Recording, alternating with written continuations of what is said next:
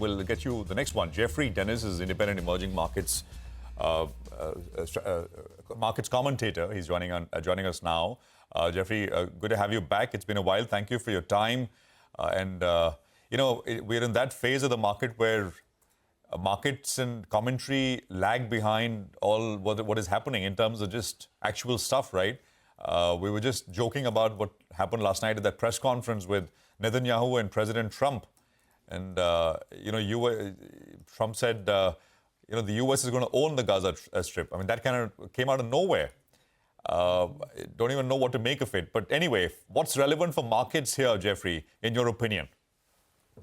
Well, I think what's relevant for markets is the huge increase in uncertainty. I mean, we've had a lot of evidence so far that Trump's tariffs are looking transactional rather than actual tariffs. In other words, we've seen tariff announcements for Colombia, for Mexico and Canada, all either reversed or delayed. And the only country where we really do have increased tariffs with retaliation, of course, is in China. And so I think that's generating a huge amount of uncertainty. I mean, investors do not like uncertainty. Companies don't like uncertainty. It's very hard to say where we go from here. I do not assume that we've seen the end of any possibility of tariffs on countries like Mexico and Canada.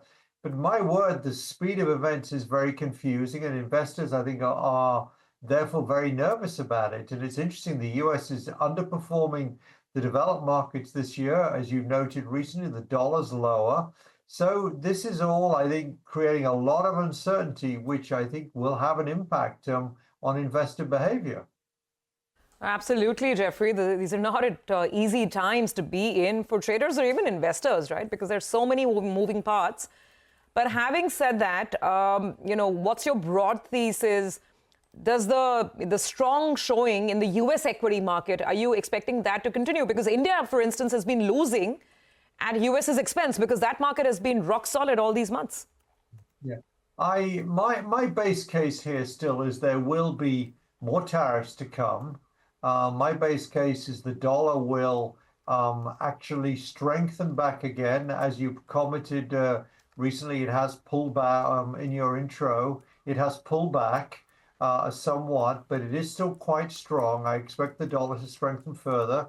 My call is that it goes through parity against the euro.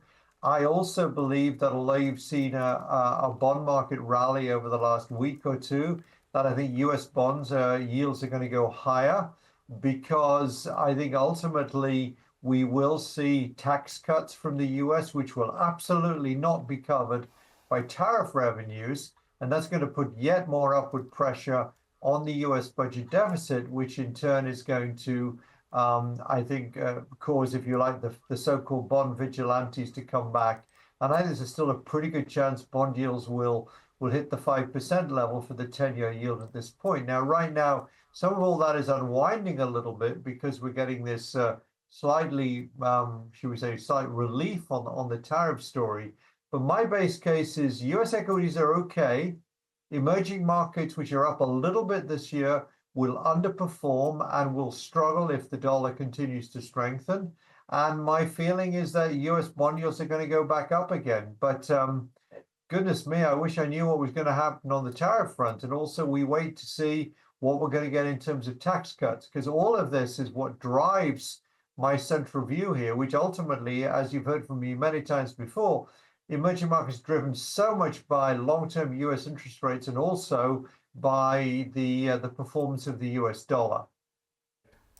Hi, Geoffrey, and good to see you again. So, Geoffrey, one would have thought in the last few days that maybe Mr. Trump is using it as a negotiating tool, the tariffs. But you're saying maybe there's more to come. So let's see what happens on that front. As you mentioned, a stronger dollar, higher yields, not very, very good for emerging markets. But you had made this point earlier as well, that you believe that India will outperform from the emerging market basket.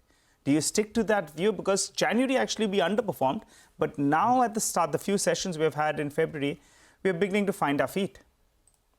I happen to believe that you're not going to get such a big move in the dollar that it will be a negative for emerging markets, but I don't think it's going to be a huge negative taking the year as a whole. Let me just say that straight off.